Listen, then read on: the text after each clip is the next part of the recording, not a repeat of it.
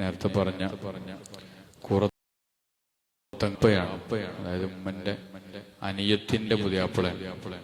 ഇപ്പൊ എന്റെ വാപ്പ KK തങ്ങൾ എന്ന് പറയും, കേട്ടിട്ടുണ്ടാവും, ജസീൽ തങ്ങളെ ജ്യേഷ്ഠൻ ഞാന്. അപ്പോ എളാപ്പ ഇടക്കിടക്ക് ഇപ്പൊ വരി വരും. കഴിഞ്ഞ ഒരു 2-3 ആഴ്ച മുമ്പ് വന്നിരുന്നു ഉമ്മയെ സമാധാനപ്പെടുത്താൻ വേണ്ടിയിട്ട്. ഉമ്മാക്ക് ടെൻഷൻ ആയതുകൊണ്ട് ഇടക്കിടക്ക് വരും.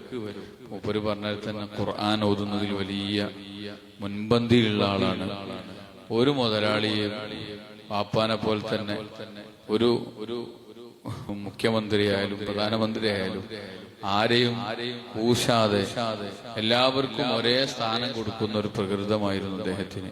ഇപ്പോ ഞാന് കൂറത്തങ്ങളെ ഖബറടക്കണ സമയത്തുണ്ട്. അവിടെ UT ഖാദർ പോലത്തെ വലിയ മന്ത്രിമാരൊക്കെ രാത്രി 2:30-ക്കാണ് അവിടെയൊക്കെ ഖബറടക്കം കഴിയണത്. അവര് അവിടെ ഇരിക്കന്നെ കാണുന്ന രംഗമൊക്കെ സുബ്ഹാനല്ലാഹ്, വല്ലാത്തൊരു സംഭവം തന്നെ. തങ്ങൾ മരിക്കുന്നു അങ്ങനെ തന്നെയാണ്. തങ്ങൾ മരിക്കുന്നത് തിങ്കളാഴ്ച. അന്ന് AP ഉസ്താദൊക്കെ കാത്തിക്കണല്ലോ ഉള്ളാളത്ത് തറക്കല്ലിടാൻ വേണ്ടിയിട്ട്. അപ്പോഴാണ് തങ്ങൾ മാറ്റി ഇറങ്ങി. തങ്ങളെ ഭാര്യ ഉമ്മന്റെ അനിയത്തിനെ വിളിച്ചിട്ട് നമുക്ക് കുറച്ചു നേരം ഒപ്പം കെടുക്കാം. ഒപ്പം കെടുത്തി കുറച്ച് പായസം ഉണ്ടാക്കണം, എന്നെ കാണാൻ കുറെ ആൾക്കാർ വരുന്നുണ്ട്. ആ പായസം കുടിച്ചത് പിന്നെ തങ്ങളെ കാണാൻ വന്ന ആളുകളാണ്. അങ്ങനെ പറഞ്ഞ് യാ ഗൗസുൽ ആലം എന്ന് പേര് വിളിച്ചെന്നെ മന്ത്രിക്കണം. ഗൗസുൽ ആലമിനായിട്ട് ഭയങ്കര ബന്ധാണ് ഉള്ളാളതങ്ങളും അതുപോലെ ഈ എളാപ്പയും. എളാപ്പന്റെ കൈ ഇങ്ങനെയാണ്, നിങ്ങൾ ശ്രദ്ധിച്ചിട്ടുണ്ടാവും, ഒരു കുറച്ച് ഇങ്ങനെ വളഞ്ഞുകൊണ്ടാണ്. അദ്ദേഹത്തിന് ചെറുപ്പത്തിലെ ഞങ്ങൾ കാണുമ്പോൾ തന്നെ രോഗമാണ്. അത് ആ രോഗത്തിന് ശമനം കിട്ടിയത് ഗൗസുൽ ആലമിന്റെ ബറക്കത്ത് കൊണ്ടാണെന്ന് പലപ്പോഴും പറഞ്ഞിട്ടുണ്ട്. അത്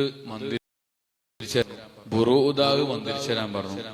എന്നിട്ട് നിങ്ങളൊക്കെ ഹിമ്മത്തോടെ നിൽക്കണം കേട്ടോ, നിങ്ങൾ ഹിമ്മത്തോടെ നിൽക്കണം, ഞാൻ പോവട്ടോ എന്ന് പറഞ്ഞ് ലാ ഇലാഹ ഇല്ലല്ലാഹ് അല്ലാഹ് അല്ലാഹ് എന്ന് പറയുന്ന രംഗം. അത് കേട്ടപ്പോൾ നമുക്കൊരു സമാധാനം. കാരണം മൂപ്പര ജീവിതം മക്കയിൽ നിന്ന് മക്കബറയിലേക്കുള്ള ജീവിതം.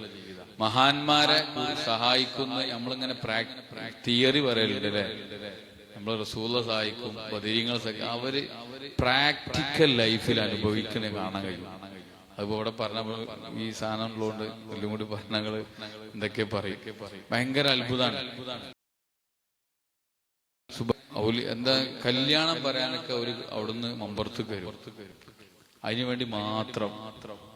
അത്ഭുതമാണ്. എന്നിട്ട് അതിന്റെ കല്യാണത്തിന് ആളെ കല്യാണത്തിന് നിങ്ങൾ വന്നതായിട്ട് അനുഭവപ്പെടണമെന്നൊക്കെ പറയും. ത്തിന്റെ കുടുംബത്തിലെ ഓരോരുത്തർ ഇതുപോലൊന്നും പറയുമ്പോ നമുക്ക് ഉൾക്കൊള്ളാൻ കഴിയാത്ത കാര്യങ്ങളായിരിക്കും. അവര് വഫാത്താകുന്നതാണ് തഹ്ലീലിൽ നല്ല ഉച്ചത്തിൽ ഞാൻ സന്തോഷത്തോടെ പോകുന്നു എന്ന് പറഞ്ഞിട്ട് പോകുന്ന രംഗം അള്ളാഹു അവരെ ദറജ ഏറ്റി കൊടുക്കുമാറാകട്ടെ. ഉപ്പന്റെ മരണശേഷം ഞങ്ങൾക്കൊരു താങ്ങും തണലും മൂപ്പരായി